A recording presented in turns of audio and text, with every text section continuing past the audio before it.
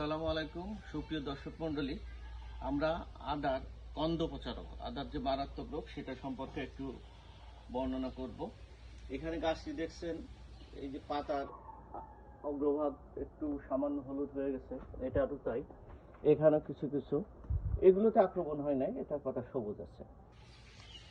এই গাছও ভালো আছে, কিন্তু বেশিরভাগ ক্ষেত্রে প্রচুর বৃষ্টির জন্য আর আমি আগে ছত্রাকনাশক দিতে পারি নাই, এই কারণে আদা গাছের এগুলো ভালো আছে, এখানেও রোগের আক্রমণ বা প্রসার ঘটেনি।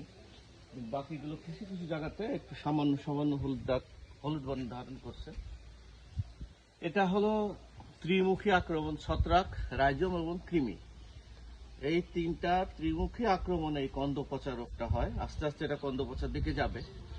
তাই আমরা সাধারণত ছত্রাকনাশক এমিস্টার টপ, এটা সিনজেন্টা কোম্পানির একটা ওষুধ, এটা আমরা ছত্রাকনাশক হিসেবে ব্যবহার করতে পারবো। আর বালাইনাশক হিসেবে আমরা জৈব সাকসেস এটা হলো জৈব বালাইনাশক। যেহেতু আদা মশলা জাতীয় উদ্ভিদ, সরাসরি আমরা তরকারির সাথে খাই, কেউ কাঁচাও খাই।